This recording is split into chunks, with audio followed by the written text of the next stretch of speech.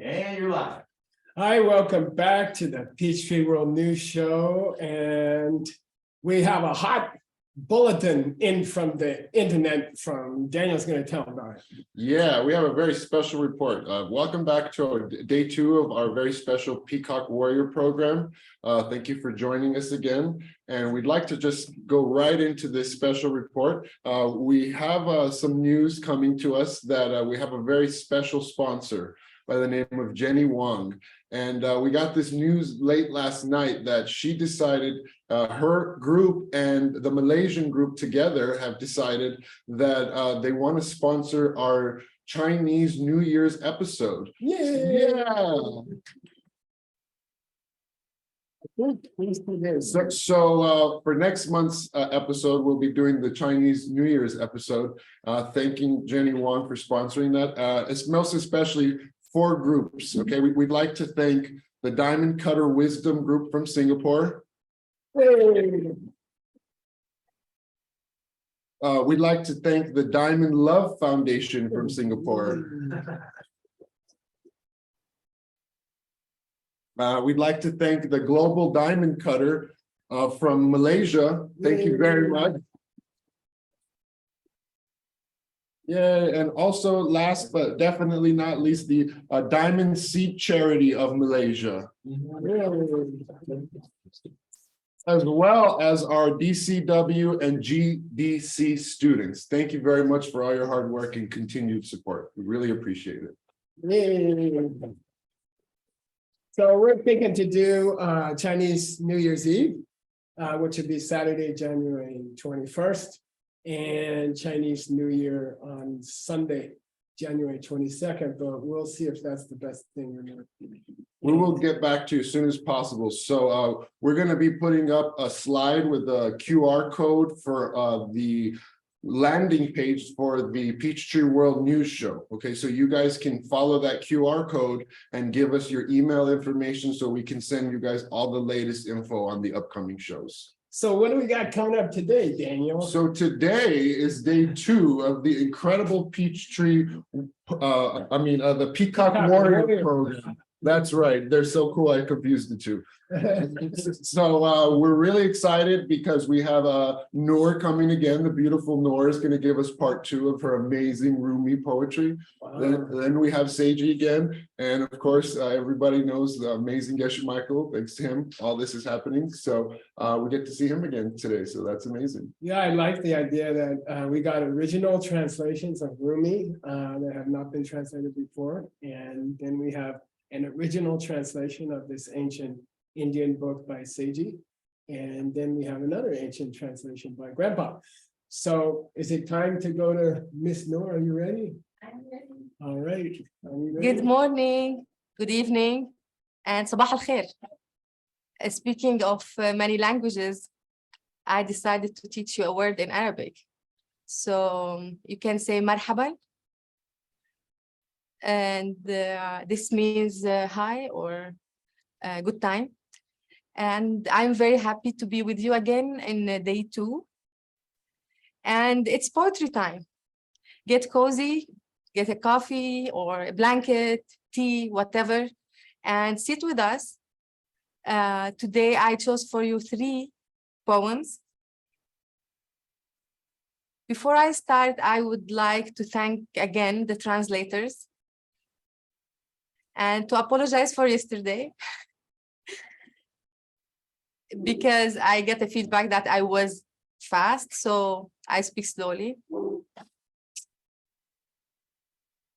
I'm looking at your faces and I can tell when you stop talking, I can go ahead.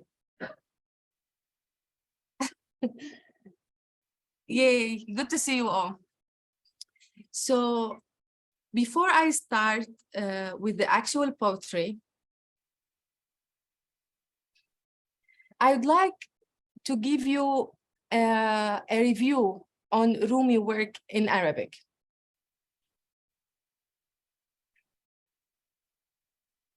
Just first need the timer, yes. So Rumi, this ancient wise man,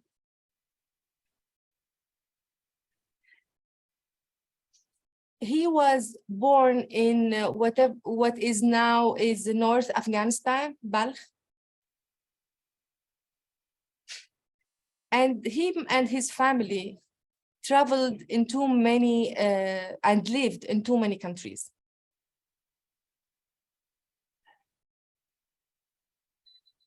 So he got to learn many languages. He lived in Syria, my hometown, my country, for 5 years. And there he mastered his Arabic. I think I have some good seeds to share the same place where we learned Arabic with Rumi. And when he started writing, he mainly wrote in Persian. But because he fell in love with Arabic language, which is very beautiful language, he wanted to honor this language somehow. And to show the world how beautiful and musical poetry is in Arabic.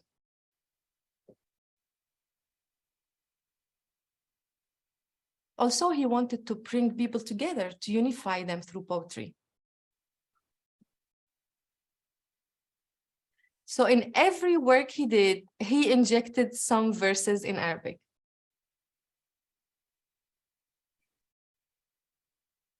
So for me, going back and searching for these verses was a very hard thing to do.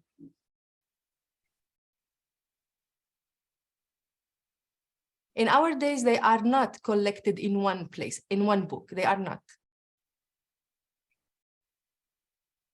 Every volume, you need to go there, read the Persian language, and extract the Arabic verses from the book.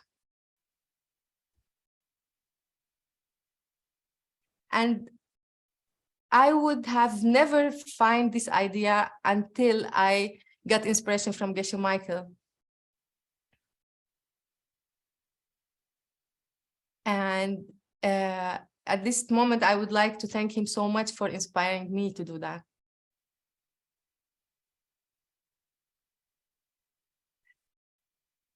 When I was a little, I wanted to write a book. And I wrote a very silly children stories. But my father was very nice. He said, "Oh my gosh, this is amazing. You will be a very good writer in the future."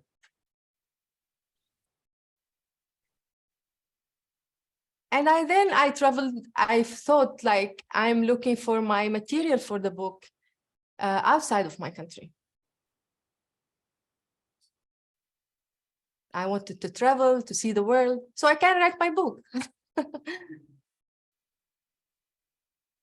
But by the inspiration of Geshe Michael, he made me remember that story that the real treasure was inside of my house. The material for the book is from my own country, from my own culture.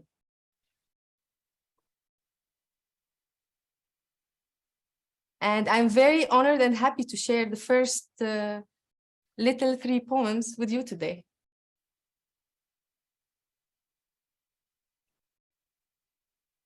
So let's get started. One verse I translated and I really loved, and I want to share with you that Rumi says, "If you are not in love, you have missed your goal."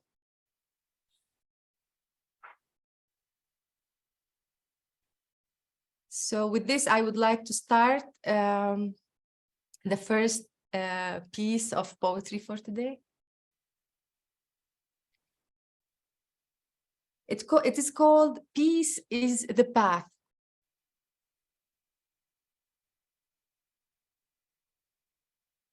It goes like that. Peace is the path of your search. Patience is enchantment to my heart.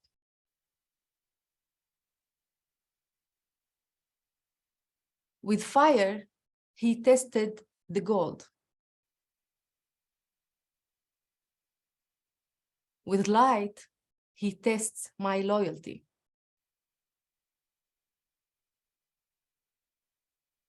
Love is my lamp in darkness. Absence is fire for my heart.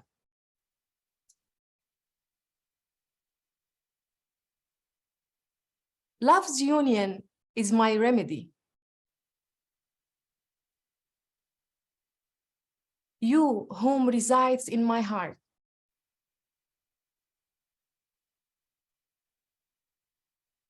Sun is my strong steed. The moon is my protector too.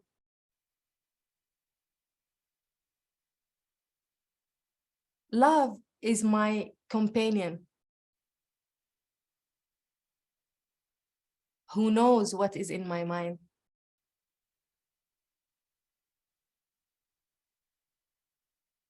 You who ask me about love, please bless this love. All my wishes vanish like a smoke when they meet you.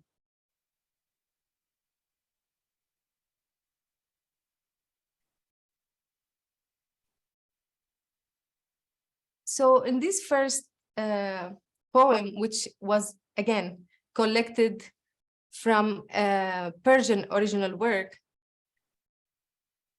the theme is peace, but he connected it very well to love.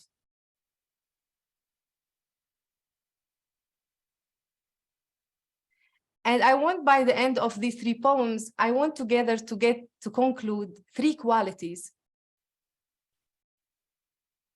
that they will help us cultivate peace in the next year.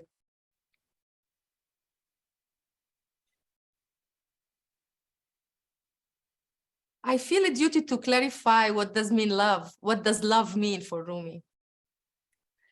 Because you will see in all poetry, everything is about love, mostly.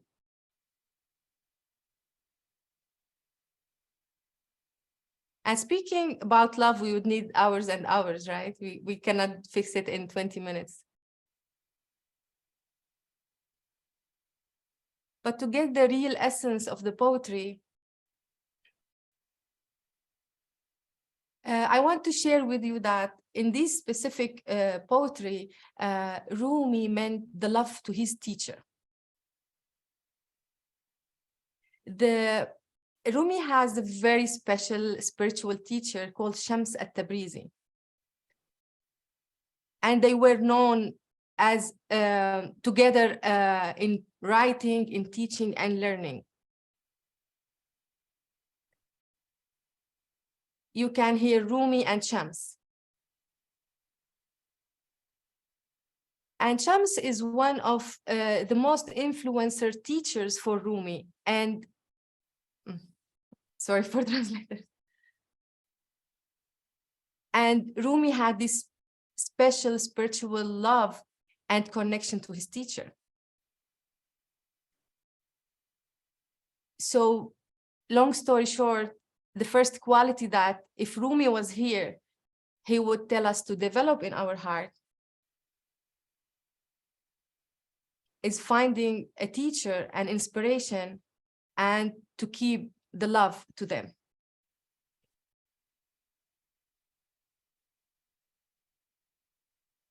And as we say always in Word of You organization, your teacher can be your kid, your wife, your mom, your bird, your cat. The most important is the quality they light inside of our heart, which is this love.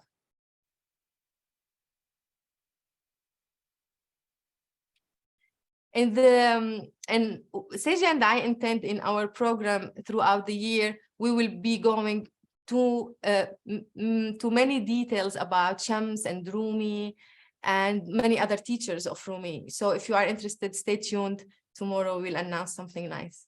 about that.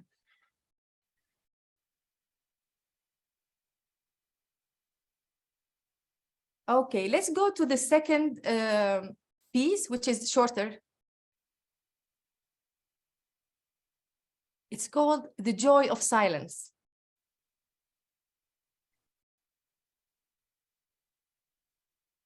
In the silence of my devotion,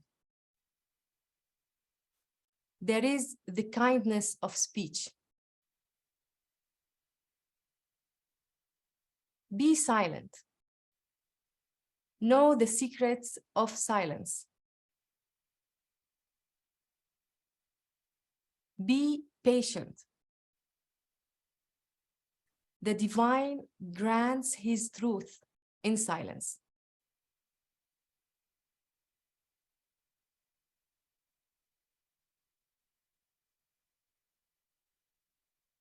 And again, as you can see, this is a little piece, was written originally in Arabic, injected in a very long Persian poetry, but I feel that it makes a lot of sense to take it out and share it with you, right? So here is speaking about devotion and silence. Because Rumi believes that in silence, you get all your answers. It might seem to you contradictory when he said, in the silence, there is the kindness of speech.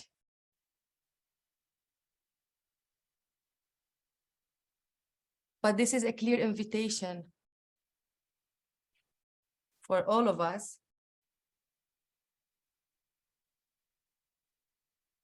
that if we really want to be in touch with this love of our hearts,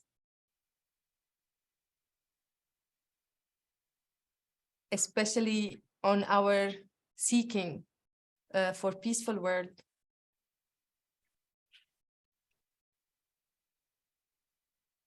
we need to get a little bit of silence and connect to our true self.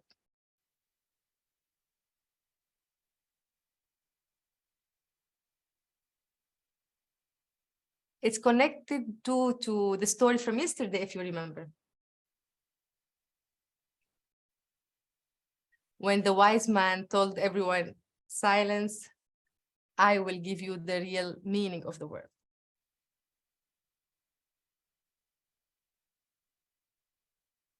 How do you like it so far? Send me some comments in the chat. I can see you.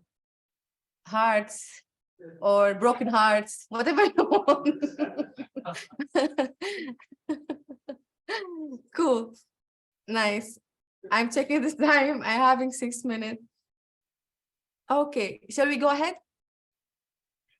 If you like, I can repeat some of the poems if you are enjoying them. Oh, I see many hearts. Thank you. Yeah. Let's go to the third part. It's called it's called I rose to heaven. I climbed or reached heaven somehow. I climbed to heaven without a ladder.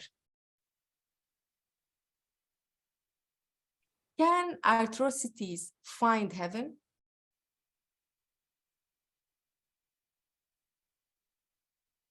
Can the darkness of the world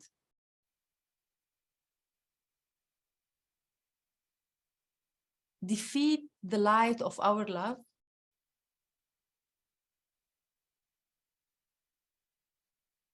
Our love that shines on and beyond the universes.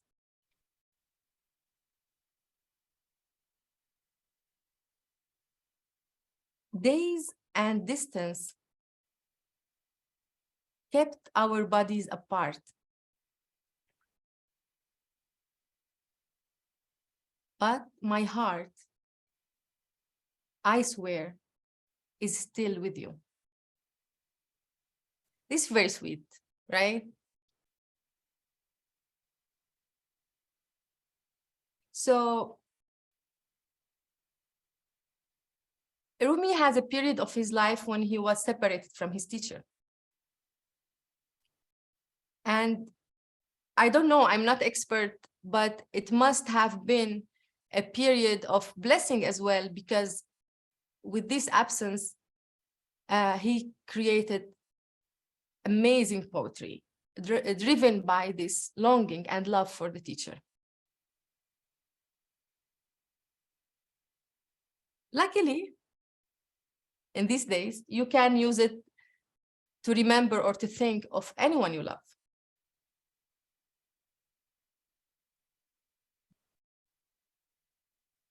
How does all this poetry connect to peace, our theme of today?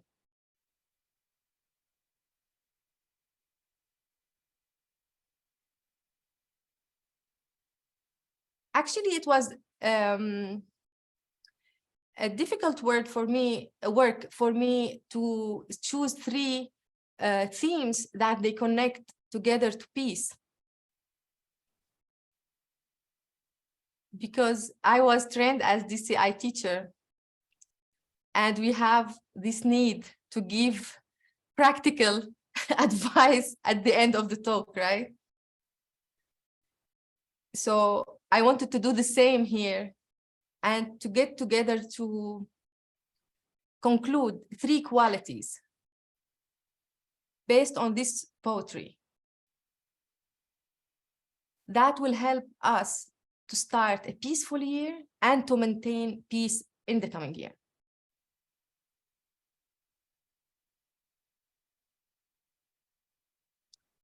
So from the first poem, I was inspired by love. And from the second, I was inspired about silence.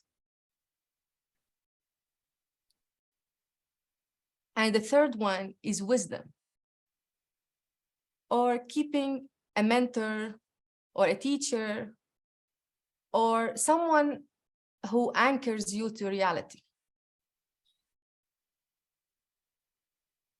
You decide. It's your choice. And I would like to invite you after this session to write down these three qualities, or keep in mind if you have good memory. And let's try to put a plan how we can use these three qualities throughout the year.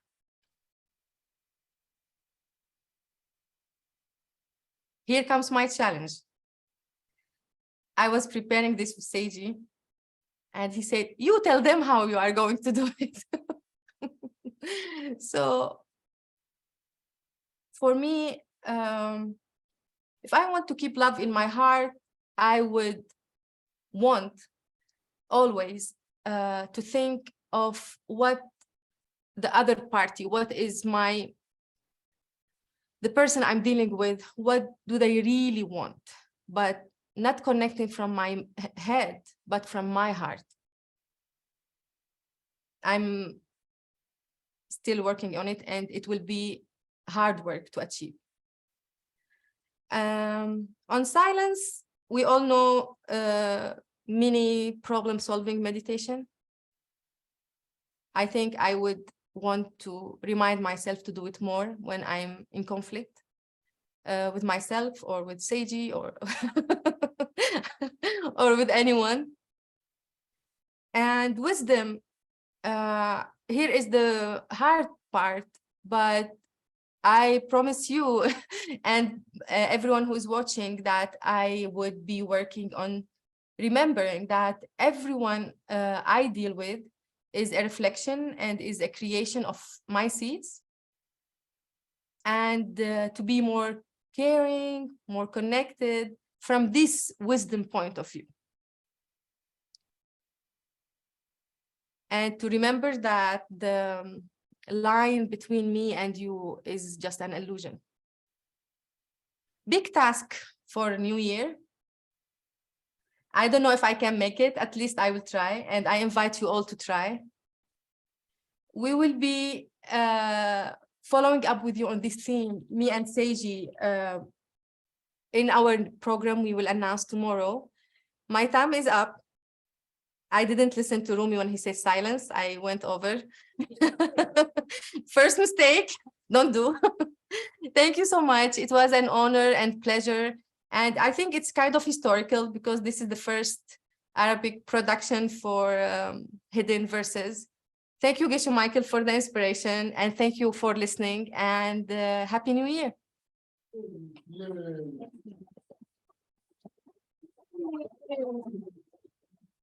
Now, Seji. Thank you very much, Noor. I've been really enjoying hearing all this beautiful poetry from Rumi. And a very, very exciting process is seeing the similarities that he had with Darkman Rakshita, the author of the root text.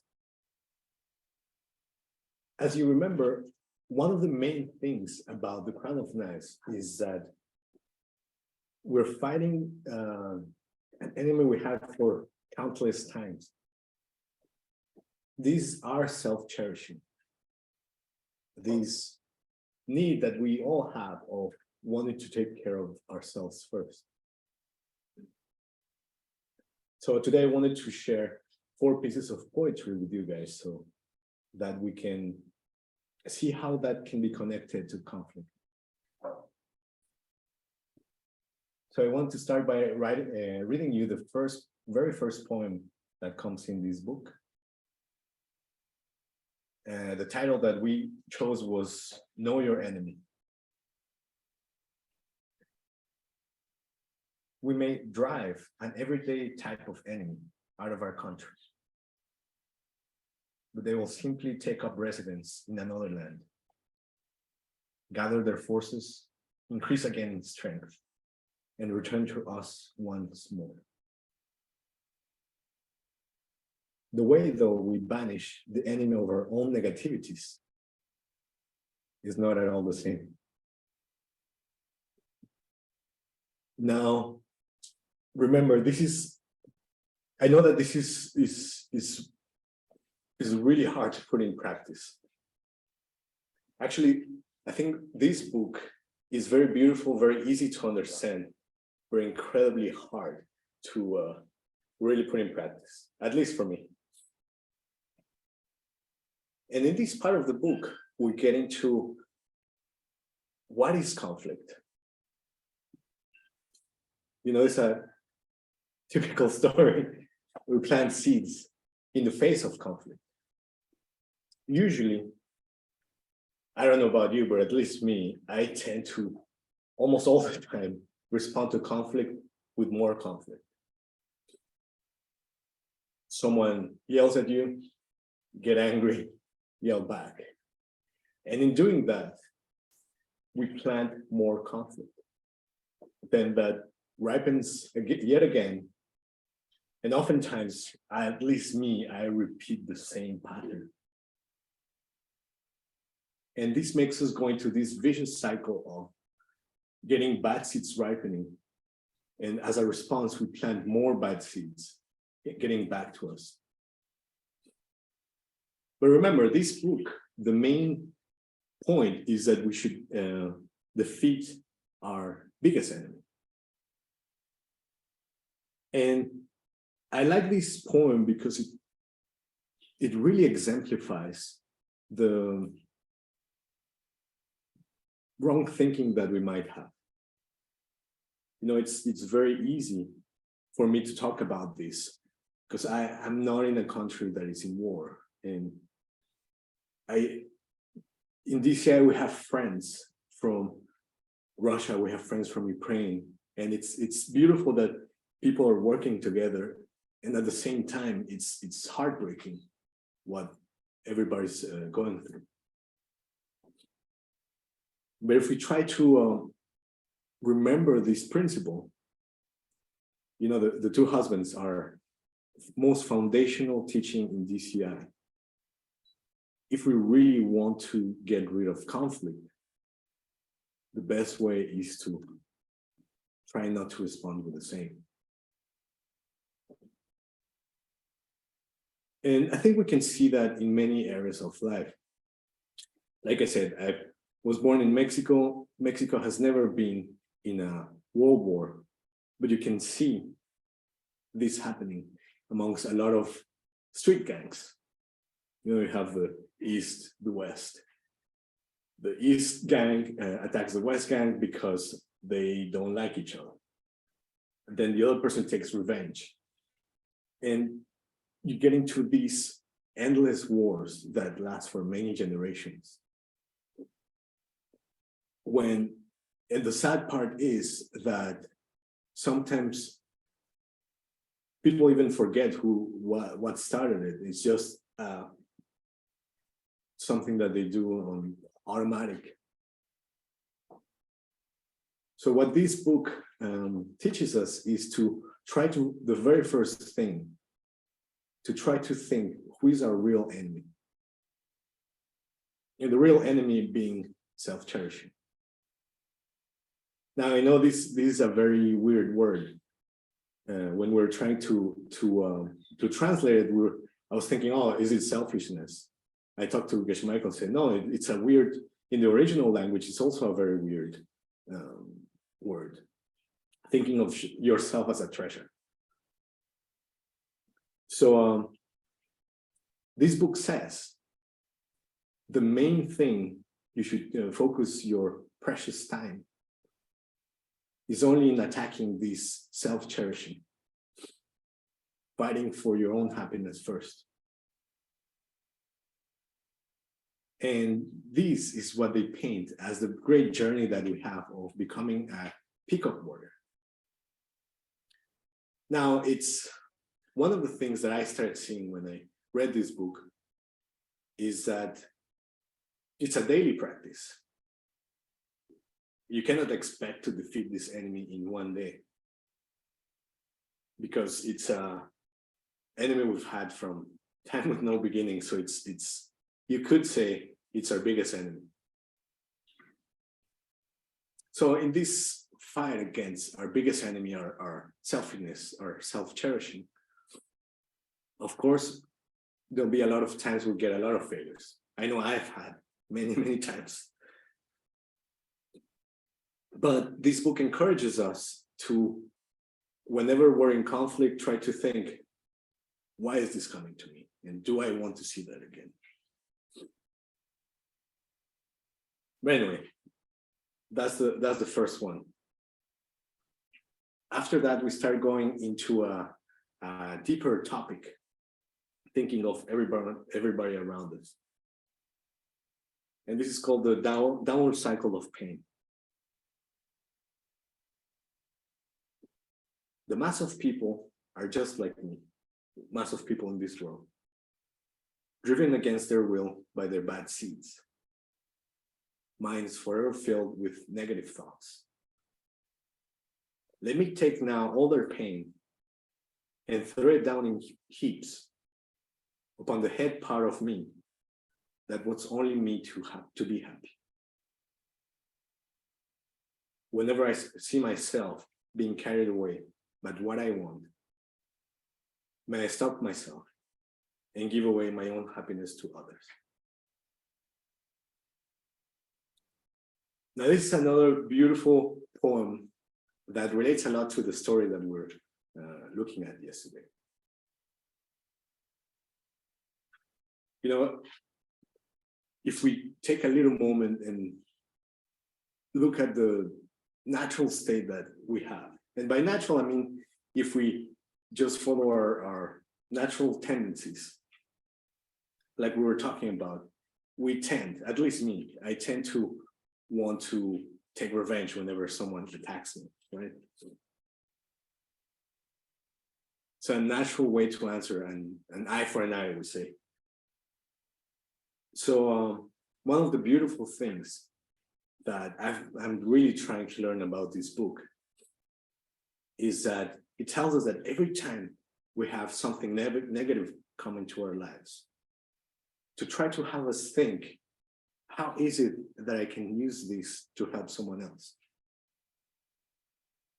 You know, in the story of yesterday, we had this horrible crown of knives coming into our hero's head.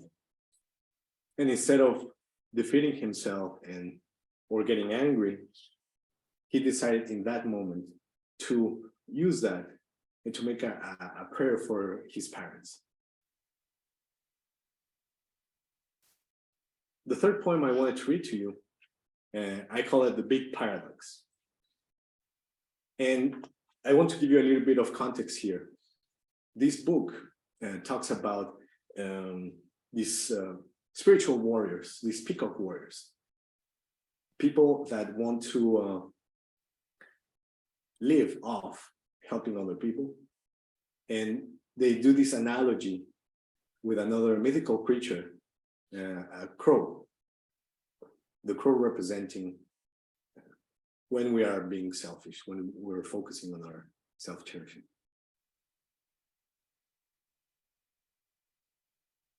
The acts of cowards who pursue comfort and pleasure only for themselves, transport them instead to pain.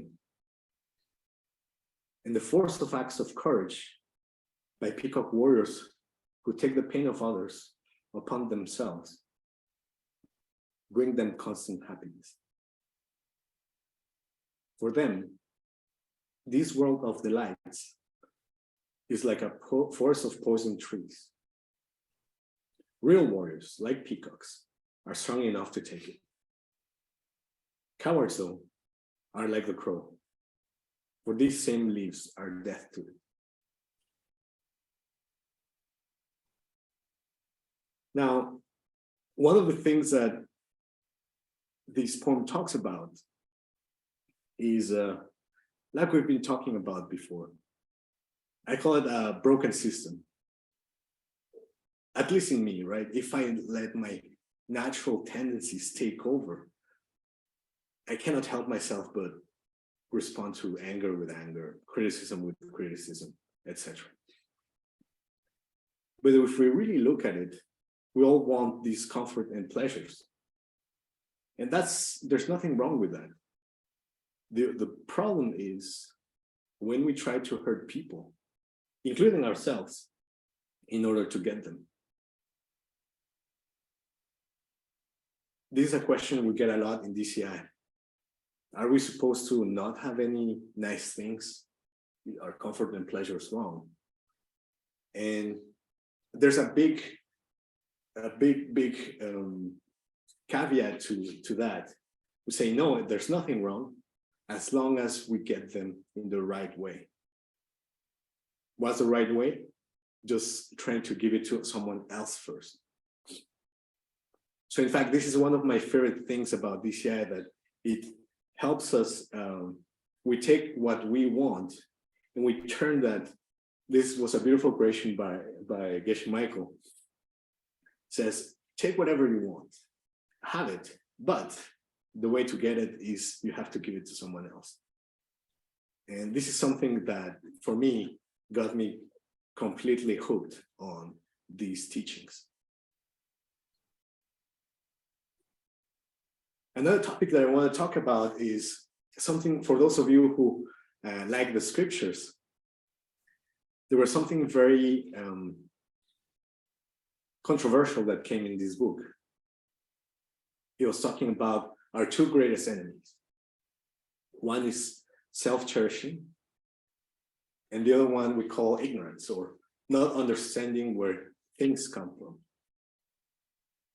And in this book, it says that actually self-cherishing is our biggest enemy. Now, for those of you who know about, who like scripture, this is, at least for me, it really shocked me, because in every single other book, you always see seeing things with ignorance is our biggest enemy. So ever since I read this, I kept thinking about, why did the author talk about this? Why did he say this? And one of the things that I ended up figuring out is, through the different points of this book, is that he says that self-cherishing is our biggest enemy, because if we defeat that one, then getting wisdom is not an option. Not trying to understand where things come from is not an option, if we have the greatest love for everyone. Now, how does this relate to conflict and peace? Like we said yesterday, conflict is only possible when we have self-cherishing in our hearts. To contrast this, if we spend our time cherishing others, then everything becomes an opportunity to help. To me, this all sounds really good, right? But how does that look in real life? Well, I was thinking about that when I was preparing this with Noah. And actually, I thought, well, you know, we actually have the perfect example with us. For those of you who don't know, our next speaker, Geshe Michael, he has, I don't know, maybe at least 15 businesses that I know of. And all of them, or most of them, are services, meaning all of them we have people working. And what I've seen is whenever we have big teams of people, there's bound to be some frictions. And one of the things that I've seen him do so masterfully is whenever a problem arises, he manages to turn that into a project somehow. And I don't know, I think that's a very skillful way to do it. Well, of course, for me, who I'm not there yet, it's challenging, but I can definitely see how masterfully this can be done if we manage to reach some sort of higher or deeper love for people. So I want to leave you guys with that. To close, I want to read you one of my favorite poems of this book. This is called A Letter to a Student from Master Chandraguna. Even a cow knows enough to feed itself, to lean down and eat a few clumps of grass that it comes across by chance. And they know enough to slurp off mouthfuls of water when they're dying of thirst and find some puddle of water. The glory, though, of a human soul is that they can think about what others want and devote themselves to making it happen. This is happiness true, and this is real power. Thank you very much. It's been a great pleasure to be with you guys today. And I would like to give it to our next speaker, Geshe Michael.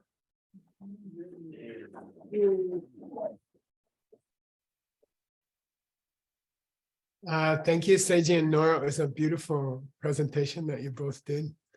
And it's a pleasure to work with you guys.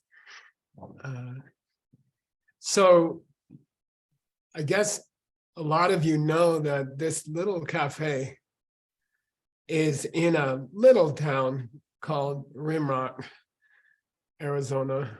I think there's 3,000 people here or something, 5,000. And the cafe itself is in a small district called Lake Montezuma. And Montezuma is a common word in Arizona. There's a cliff dwellings here called Montezuma's Castle.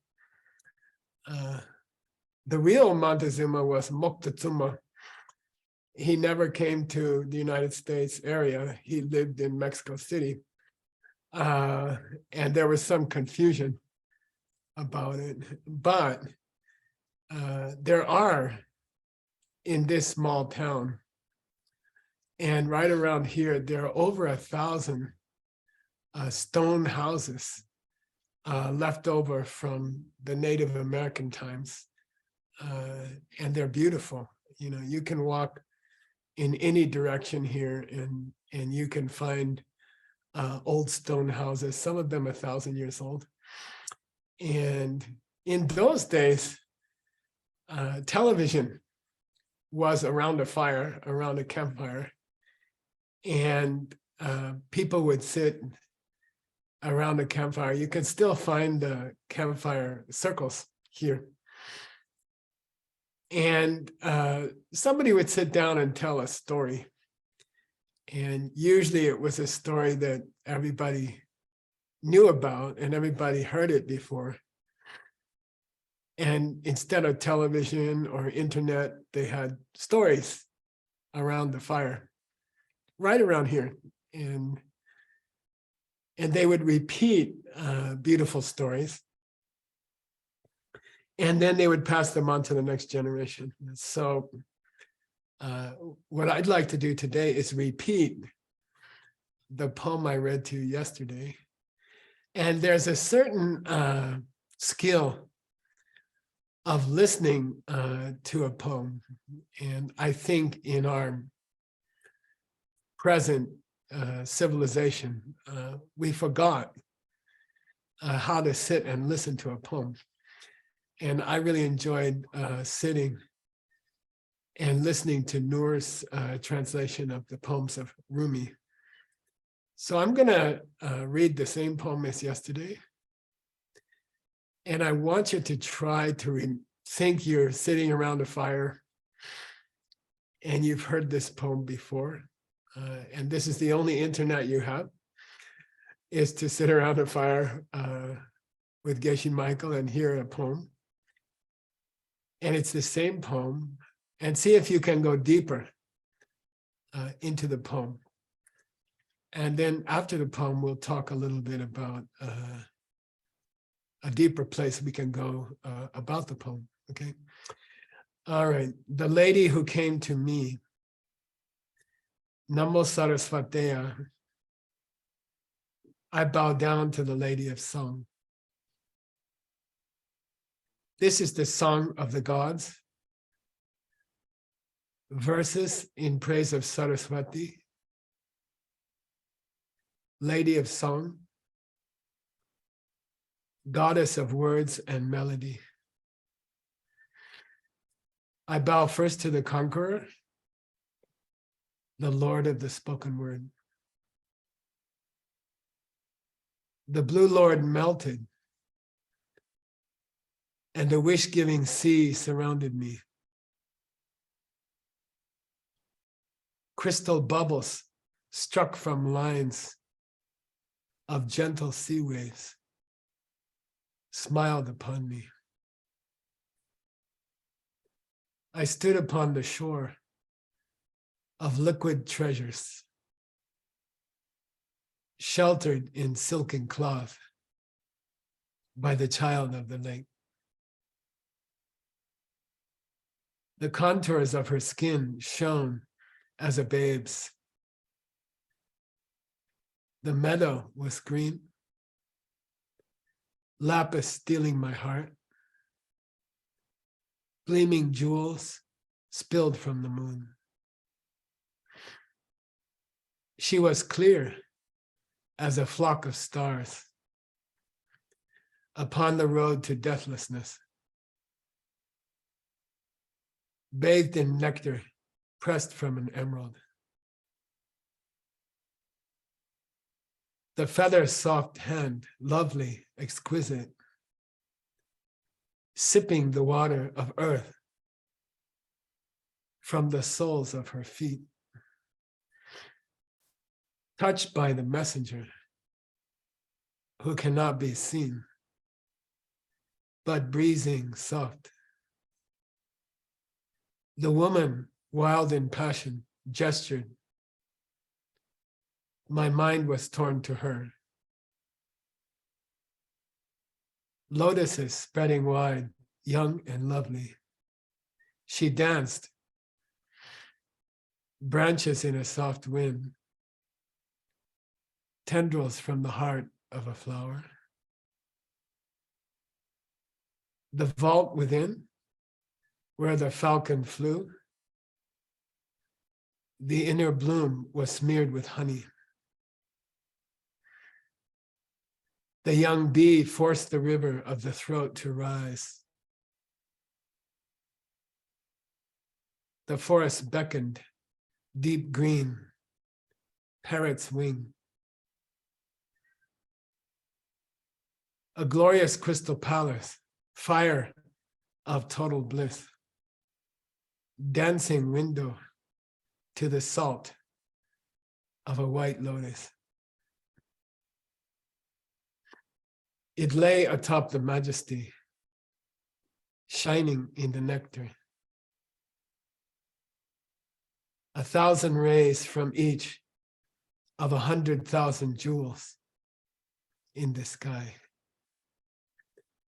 Maiden mad in passion, the atoms of her body, each a towering mountain. Woman of wrath, woman of beauty. Conch shell, ivy, twining. Glancing at me, masses of deathless nectar, splitting open, the Lord of cooling light, the knot of hair lifted to the sky, bearing flowers, flower necklaces, soft wind of her hair. All it a wing of white, spreading over me, arms of the divine. You shining in your body of the sky alone. Faced with two beckoning me, slanting, lovely. Had it not been fingers all together, any one would have done. A shining leg, thoughts unshaken, a diamond opening. When you're pierced 1,000 times, what does anything else mean? Pleasure garden lips, a smile of bliss, a thrill up the spine from newborn crystal dancing.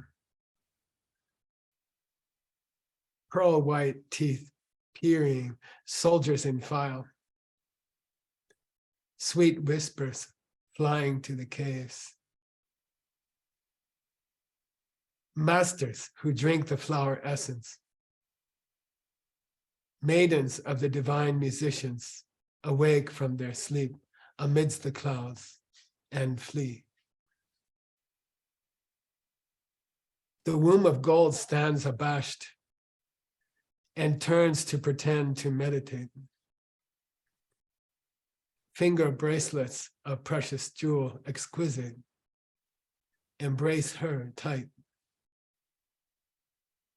A pair of hands, soft, tender, sapphire lotuses, lift the secret lute, singing out sky's summer drum. Lifting forth that sweet burden, breasts firm and flowering, ripening maiden, crowning jewel. Deep contemplation in bodily form. What better spear to shake my heart? Saints long since free from longing, gaze on the wonder of your holy body shining and forget themselves. Peaks piled from softest bubbles, dressed in strings of pearls. Her blouse, dancing silk of the gods, soft, sheer, enough to shame the 1,000 feathers of the blue Lord. She shines in ruby, lovely, true, but the gossamer skirt, enfolding, emerges the victor. The universe at play, 10,000 heart-stealing forms, realm of the youth, 8 pairs full, forever unshifting. woman of the victors, past, present, and future, bliss itself, I bow to you, skull trees planted in the source. I will think of you sometimes, that shining light of your sacred form. And I pray that by this simple thought, 1,000 rays of crystal light, knowledge that sees the entire galaxy of things that can be known exactly as they are, flies to every living being and rips from them the darkness of ignorance. And lastly, now I beg, O Lady of Song, your blessings. Let the explanations I give turn to jewels that adorn the ears of those with clear minds. Let the debates I unleash split open the brains of those who dare to speak wrong. Let the books I write become a necklace that all the wise wear upon their throats. This has been written by myself, the monk, Lobsang Chiki Gyaltsen, in the 14th year of my life.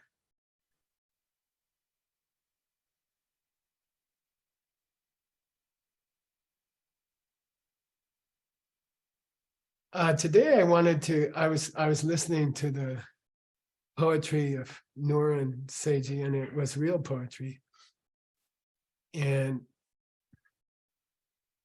it made me think about the last verses here. And I'm going to repeat them. There's three verses here. Let the explanations I give turn to jewels that adorn the ears of those with clear minds. This is a traditional prayer that if I can share any wisdom, like Nur and Seiji shared today, if I can share wisdom with other people, may it stick to their ears like an earring, and I don't know. Anybody who wears earrings has lost a lot of earrings. I lost one recently. Normally, though, earrings are pierced through your ear and they stick to your ears. And this is a very traditional prayer that if I speak anything true or helpful, then I hope it sticks to other people's ears like an earring, okay? And that's beautiful. May I learn to remember, for example, Seiji's beautiful teaching about the Peacock Warrior. And again, the name of their program, the Peacock Warrior program, I guess it's going to be PWP, I'm not sure. We like acronyms in this organization. Somebody told me I was at DCI, but I went to SCIM, but I was thinking about YSI, and I was giving some money to ALL, but then I ran into DSEU and I didn't know what to do. And somebody else was standing there going, huh? So Peacock Warrior project is this idea of the peacock, who by tradition, it's said that peacocks don't like to eat normal bird food. If you give them sunflower seeds or something, they would ignore it. And they prefer to walk through a garden and find the plants that are poisonous, like poison ivy. And these plants that would kill other creatures if they eat them. The peacock enjoys those plants, and the peacock prefers poison plants. And then there's an interesting tradition that the color of a peacock's feathers, those beautiful rainbow knots of color are actually created by the poison in the plants. So what that has to do with us is that how do we respond to conflict? How do we deal with trouble and people who give us trouble? How do we respond to them? What's the right thing to do? And I think if you're one of those people who got up, especially we got up at 4 o'clock. I don't know about you guys in the morning. You guys in Asia, you have it easy. But if you're on this broadcast, listening to poetry about being nice to other people, I guess you're the kind of person who's worried about conflict or fighting. How should I respond? What should I do? What's the right thing to do? Okay. And then in the next verse, the first Panchen Lama, he says, when I debate and I unleash my debates like a cannon fire, I hope they split open the brains of people who speak wrong things, you know. And you're like, wait a minute. We just had a long poem about your spiritual girlfriend and this goddess. And now you're talking about splitting open people's heads. Let's go to the last verse first, okay? And I think I have 3 minutes if I'm not mistaken, is that right? Yeah. Let the books I write become a necklace that all the wise wear upon their throats.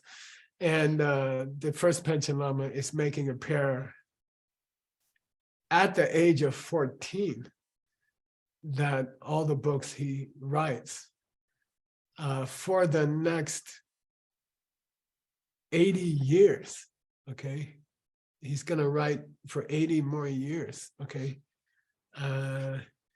May the wise wear them like a necklace. It means may they learn them and have them ready on their throats, which is the traditional source of speech, the upward moving prana, udana vayu.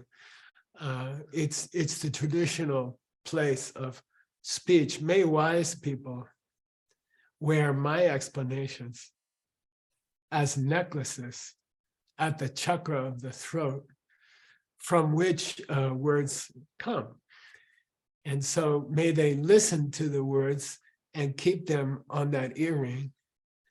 And then may they repeat them back to others, always ready in their mouth like a necklace on their neck, okay?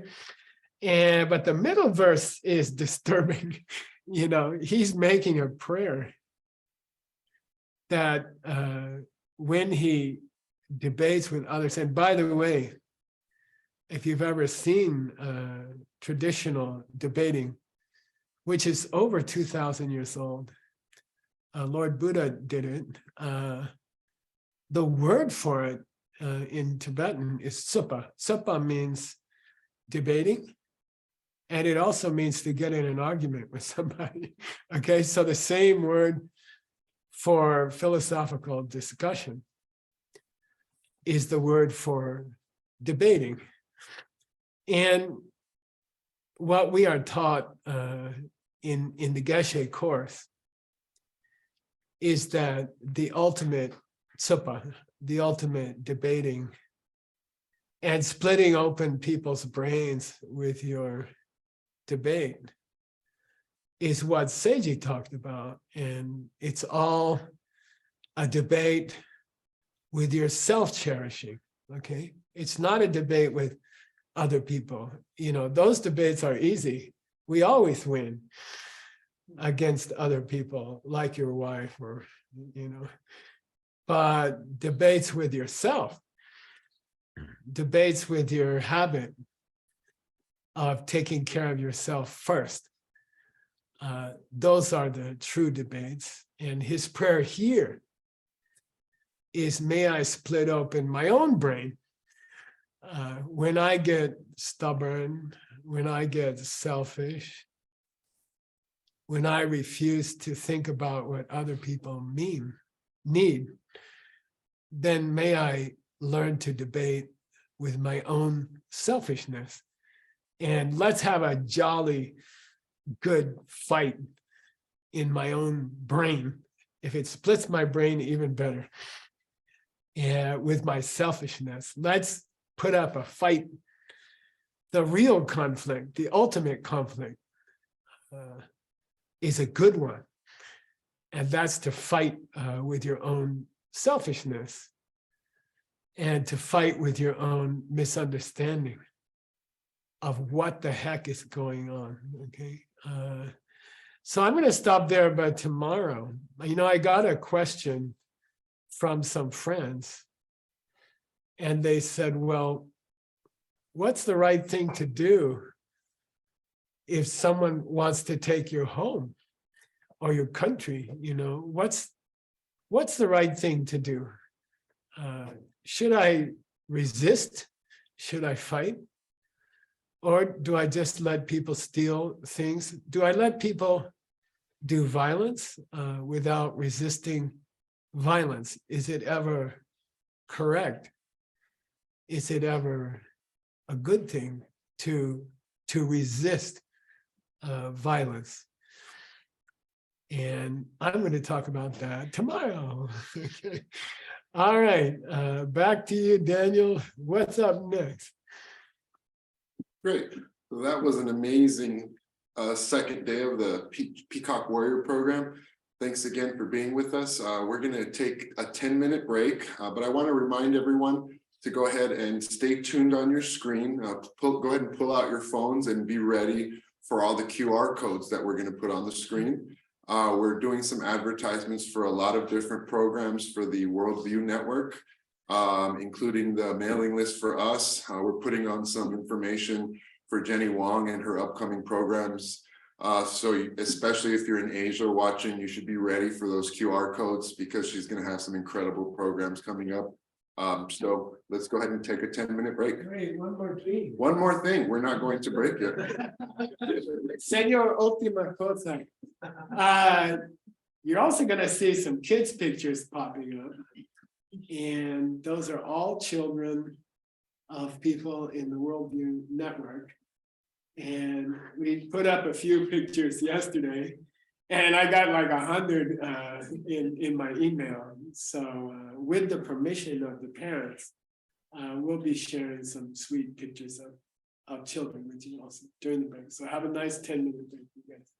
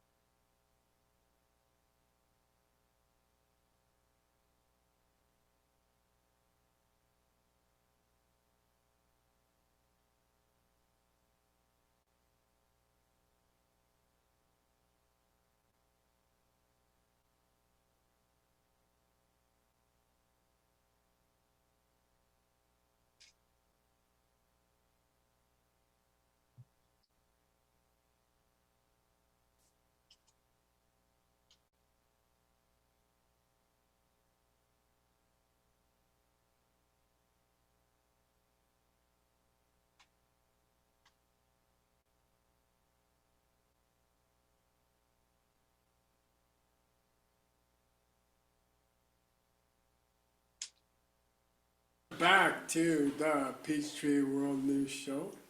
And now we're going to have a little segment and talk about DSEU. It's a new university that we're building. And I don't know if Hassel was going to come in and show us a video, I think. If not, we can talk for a minute. Hey, hello. How are you? Can you hear me? Yes. Yes. Do you hear feedback? Good? We're all good. Nice, good to see you. I'm glad to be part of this, even if this time it has to be from far. But you know, guys, I'm there with you. And yeah, well, let's talk about your project, guy. Well, first, I want to thank once again to Jenny Wang and their team that they are one of the big sponsors. And I know you guys, Stanley, Allison, you are also sponsoring this big event. So we want to thank them very, very much. We want to also use this time to let you know that there are some very interesting Lady Niguma courses happening. I think it's in Asia, Singapore, Malaysia, but a few courses are about to happen. So you're gonna see in the screen some of them. Lady Niguma is a very, very beautiful system of yoga that help us to reach like a very high state of mind, heart, physical wellness that allow us to reach our best potential to serve others and to be successful and use that success to help others do the same. So please check it out. I've been trying it myself sometime. It's really, really great. You can see there. So thank you, Jenny Wang. Talk to her. She has 4 organizations, 2 in Singapore, 2 in Malaysia. And I hear they are doing awesome things. So you can see the slides in screen. If you feel interested, if you're around, check it out. All right. Yeah, there you go. Lady Nikuma, Connie, Bob, and more people are doing an amazing job there. It's really, really a good yoga organization. If you really want to go deep and really understand what yoga is supposed to be for, check it out. Next, we are gonna go with Allison, Stanley, and of course, Geshe Michael Roach. They have a very interesting program, a project actually going on. It's a new university.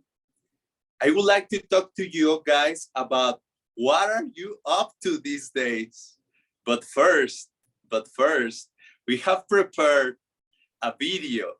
Maybe that help us to understand better what are we gonna talk about.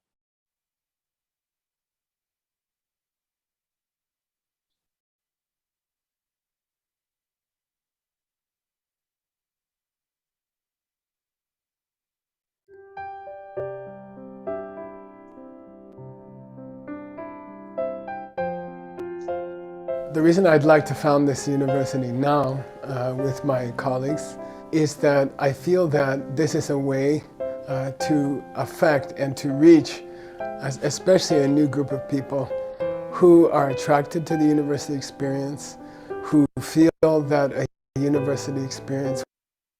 And so I feel like this is a way to reach new groups of people, first of all. Secondly, the nature of the university and the curriculum is pulling from the East and from the West. From the West, we are pulling this traditional university topics, and from the East, we are pulling especially this ancient wisdom. And I feel that the combination of East and West is very powerful in the current world. And I feel like this university's mission, part of the mission of this university is to bring together people from the eastern part of the world and from the western part of the world. And my experience is that whenever people meet together, whenever people work together, whenever people study together, immediately the risk of conflict is drops significantly. So I think if people who are studying in a university, whether it's an MBA or an EMBA or a BA degree, I think when people get together and meet each other at a university, and especially a university which has one campus in the United States and one campus in Asia, I think you're going to get people mixing together, people meeting each other, people understanding each other more. And I think then the risk of a conflict in the world, it drops immediately. It immediately drops. If we just talk to each other, if we just meet each other. So in that way, the university is kind of a reason for people from East and West to meet each other and learn the greatest ideas from the West and from the East, which in my opinion will help make the world a much safer place and a much more peaceful place and a much for all of us.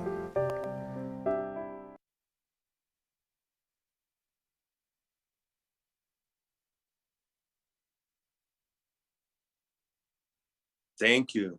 Thank you so much for sharing with us that video. Actually, I like it very much. The pictures are beautiful and the speech is very inspiring. But let's talk about it.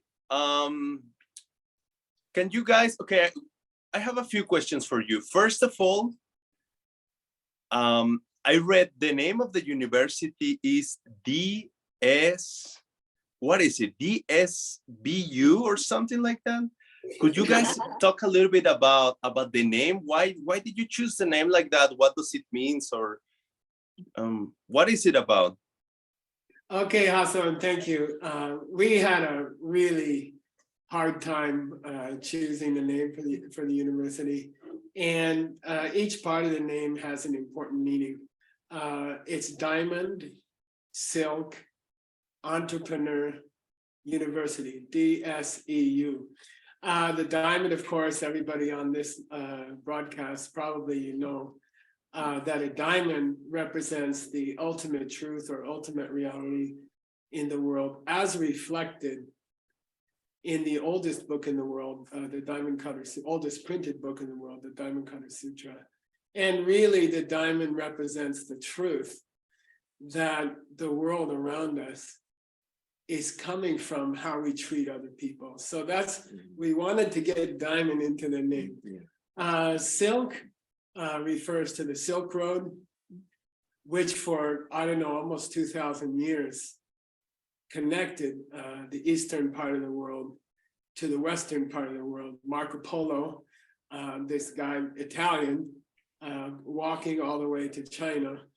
And for 2,000 years, the Silk Road didn't just act as a conduit for silk trade, porcelain trade, unfortunately gunpowder trade, a paper trade, but also it was a great road for the spreading of great ideas around the world. Europe learned a lot from Asia, and Asia learned a lot from Europe. East and West in those days were better connected than they are now. And trade was flowing freely each way. People were learning things from each other. So we really wanted to get Silk Road into the name. Entrepreneur means it's not a business college. It's an entrepreneur university. So entrepreneur means we want to teach people how to start their own business and all the steps that you need to learn to start your own business, and all the hard competencies, all the hard skills you need, finance, artificial intelligence, every kind of hard skill that you need to start a university, to start your own business as an entrepreneur. And then we wanted to make a university in the sense that in the long run, we would like this college to cover many different topics. We'd like to have a medical school there. Mhm. We'd like to have aside from the business school, a school of languages and many different colleges Mhm. inside the university. So it's different from the Sedona College of International Management, which focuses on training DCI teachers. Mhm. And we wanted to create a large university. And initially we'll be offering 3 different degrees. Beautiful, very interesting.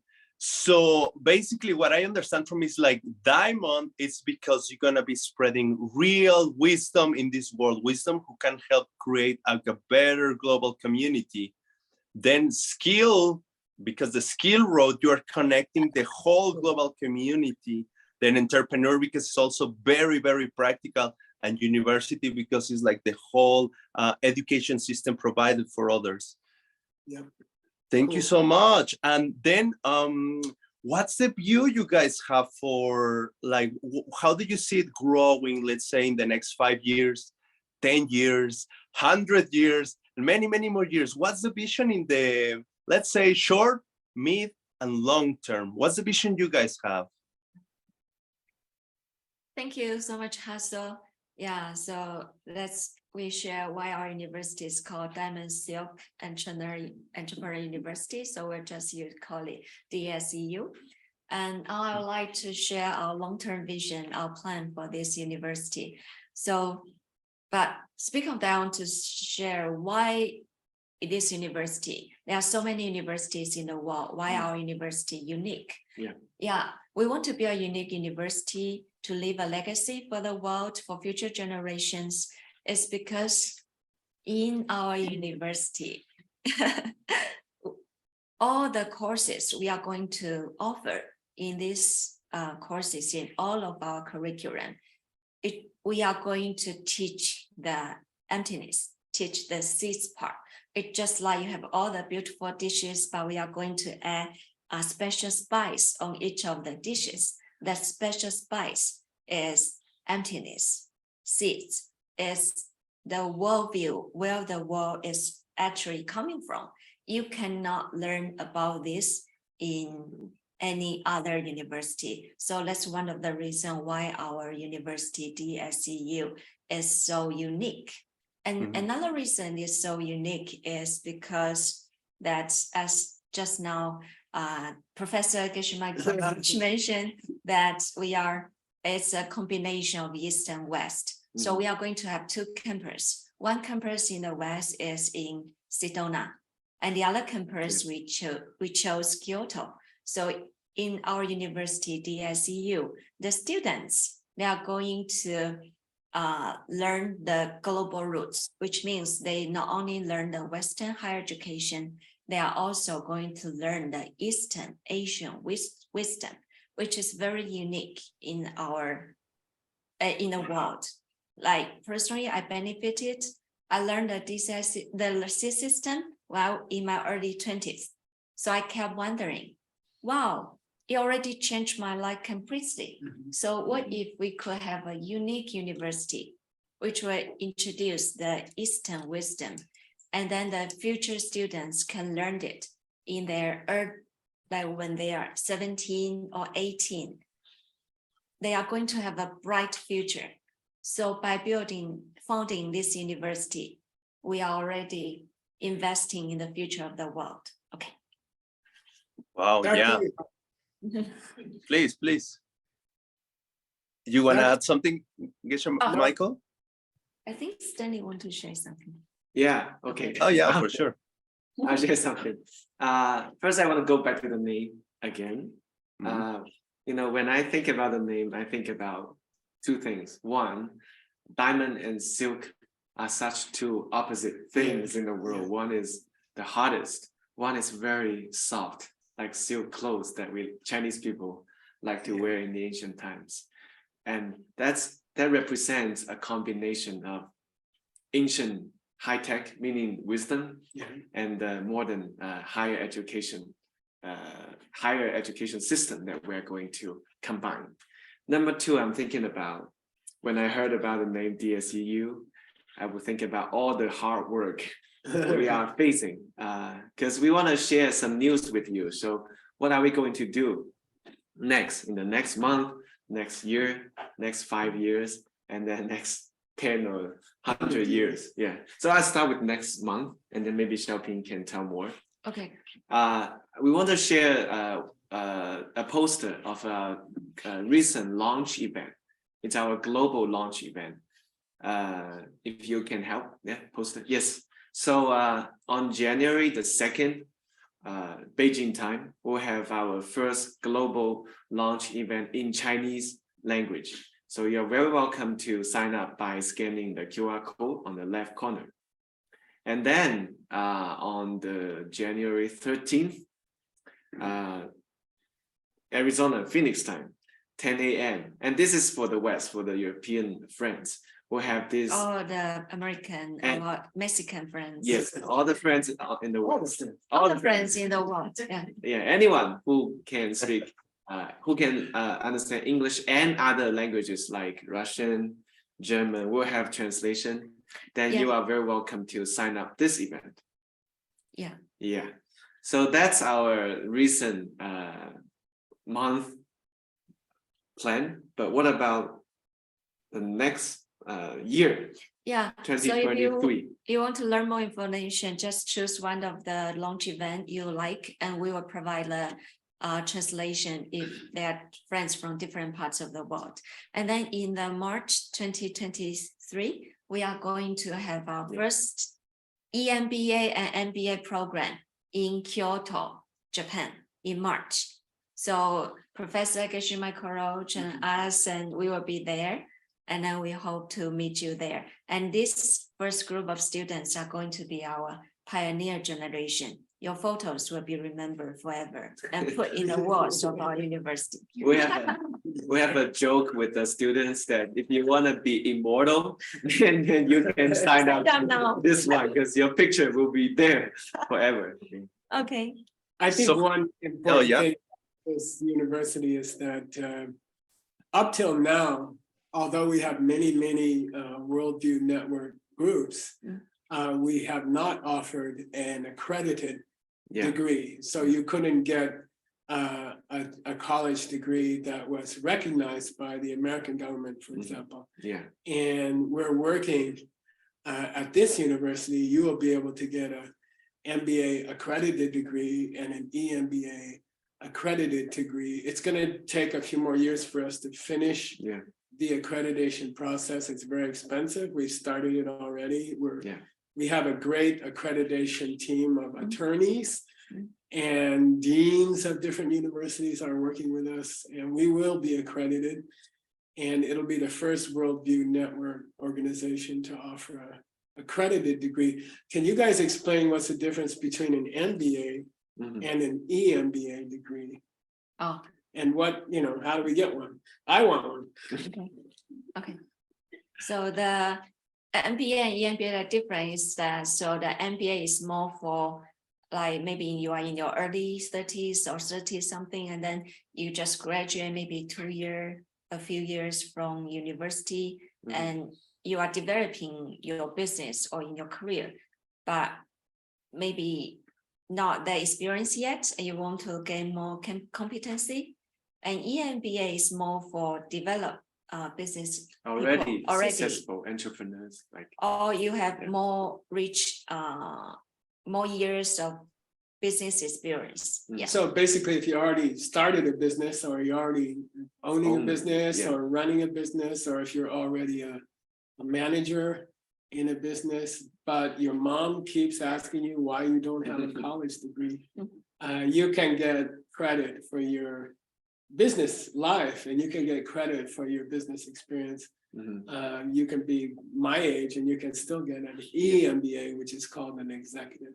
and I think people who fit for the EMBA program, usually they are at the age of 40 above, and they're at the age where they are thinking about deeper questions of life. And that's where DSCU can really help, because this is a place where we combine deep ancient Eastern philosophy and Western higher education together. Cool. Yeah. And I like I don't know, we were in Kyoto recently. It's a beautiful, beautiful city. It's extremely easy to travel there from the West, from America, from the Americas, from Europe. Yeah. We have a lot of Europe friends and American, North and South American friends at the events in Kyoto. And obviously it's only a few hours flight for people in China and not too far from Singapore or Vietnam. So I think it's a great location and it's a beautiful, beautiful, cultured, elegant city. And it's a pleasure to be there. And March is the cherry blossom, sakura season in Japan. So if you can come, it's gonna be very, very beautiful there. Yeah. Hassel, back to you. Hey, thank you. So just the last question, are you still taking people for March or you are already done with that? And we'll have anybody interested will have to wait to next course or what? Okay. So we are still taking people, so you can still sign up. And so also you can support the university by signing up. Not only that, any kind of support are very welcomed. You can donate to our university through our website, or you could sign up to work for us as a full-time or as a volunteer. All the support are really appreciated. Yeah. And then the official language of EMBA MBA program of DSEU is bilingual. It's both English and Chinese. So as long as you speak fluently any one of them or both of them, you are qualified to sign up for this program. Or either one, right? Or either Either one. one, Yeah. yeah. Yeah. Thank you. It's Thank a you, Hassel. truly bilingual conference. Yeah. Thank you so much, Hassan. No, thank you. Thank you. Thank you, all of you, because everything you're doing, it really seems that is having a big impact in the world. This is working directly into education that I really believe is a key to make a positive change in the world. So thank you very much. Best wishes, success with this and every other project. And we'll see soon. Thank you so much. Thank you. Thank you, Hassan. Hi. Where do we go now? Hi, welcome back. So wasn't that an amazing special interview that we just got the privilege of being a part of? We're really lucky to have such incredible guests on our first show. We're hoping to continue this style of show for you guys in the future. And so we're going to go ahead and move on to the next segment of our show. We have time for one poem. Again, we're theming the year on peace. So, all the programs we're bringing to you this year from the Peachtree World News Show and from the Worldview Network are going to be focused on bringing peace in the world this year. So let's take some time and listen to a beautiful poem which reminded Aldo, one of our organizers in Mexico for the Mexican ACI group. He's about to, we're going to show a beautiful poem by Aldo.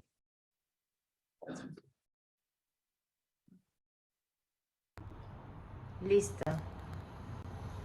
Hola, soy Aldo Arzápalo, presidente de ACI México, y hoy les voy a compartir un poema de Hafiz.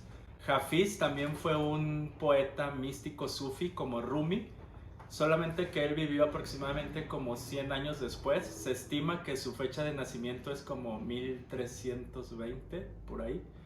Y este poema, desde la primera vez que lo leí, me maravilló. Entonces se los voy a compartir.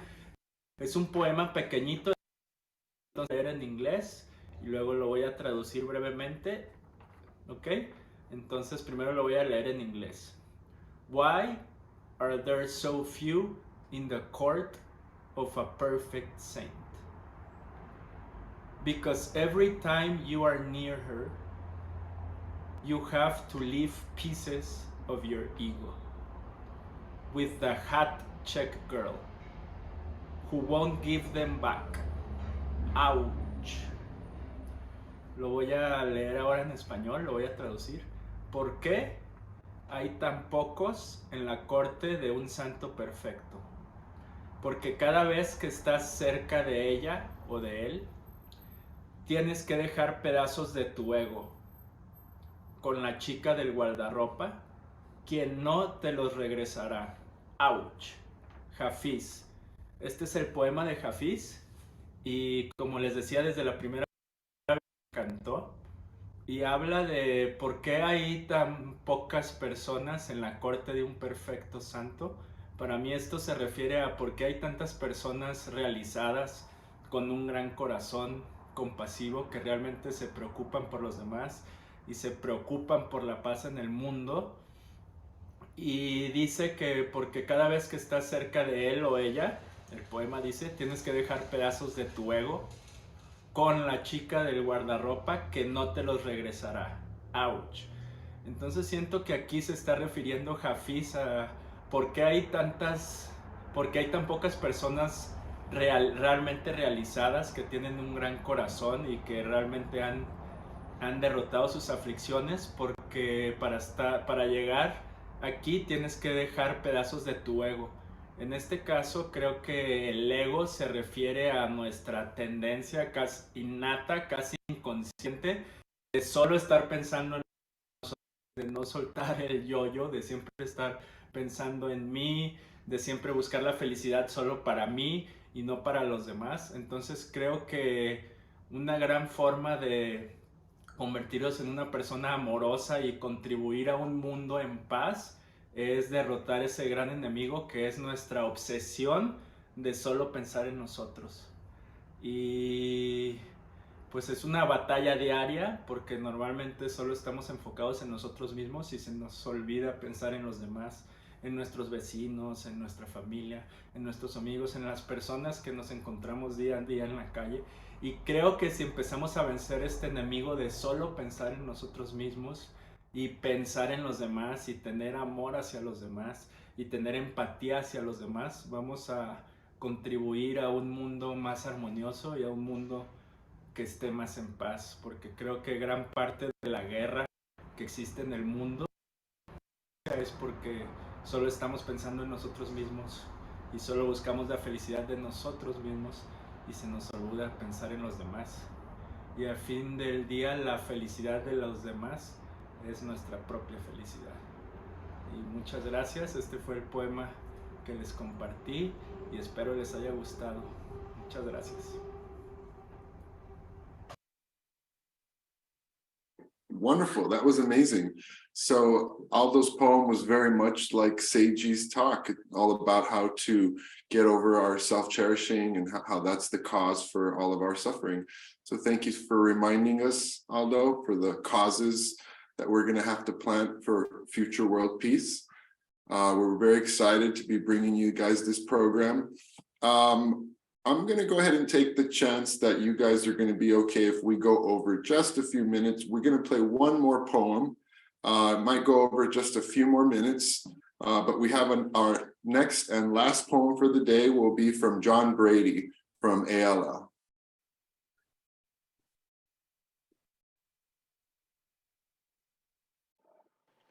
Hello, I am John Brady. I'm the president of the Asian Legacy Library, and I'm wishing all of you a healthy and happy new year. The poem today is by the Irish poet William Butler Yeats, 1865 to 1939. The name of Yeats's poem is appropriately called Peace. The poem refers to the theme of our human balance, our harmony, within all aspects of our own personal lives. It speaks about the overwhelming power of time and that the capability of it brings peace over this period of time of life. How it's capable of even destroying practically all contradictions and even possibly obstacles on the way to achieving this balance, this harmony within ourselves. In the poem, William Butler Yeats, he mentions Homer, the author of the Iliad and the Odyssey, two epic poems that are foundational works of ancient Greek literature. Homer is believed to have lived in the 9th century BC. He's a figure, he's coming out of this 300 previous years of a dark age. At this moment, he becomes a forerunner of the recovery of Greek civilization.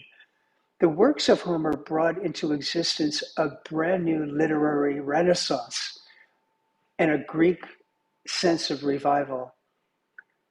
Yeats is comparing himself to Homer here in the poem. Yeats, he mentions Homer right at the start of the poem. This poem in 1919, Yeats is also this devout pacifist. He deeply felt the devastation of the First World War, which ended in 1917.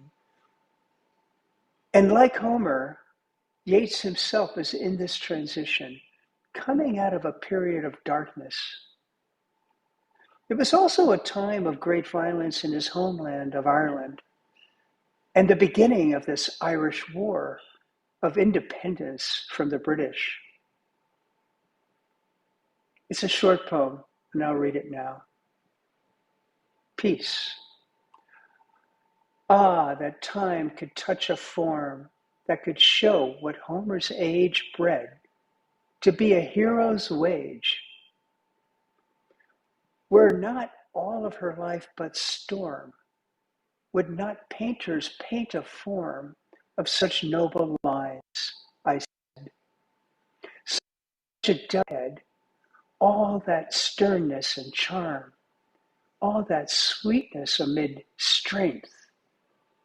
Ah, but peace that comes at length came when time had touched her form. Yeats was this leading figure in Anglo-Irish literary revival, and it paved the way for Irish literature in the English to be more widespread globally. He won the Nobel Prize in Literature in 1923. And like Homer, he was a figure during a time of this transition. He's speaking a new language in his poetry, and a new Ireland, as well as a new world order. So glad to be with you in this way, and I look forward to hopefully seeing you in 2023. Thank you. Wow, thank you so much, JB. We really appreciate you taking the time to send us a poem. We hope you're enjoying yourself, and we know you'll be back to work very hard very soon. So enjoy yourself out there, JB, on your vacation.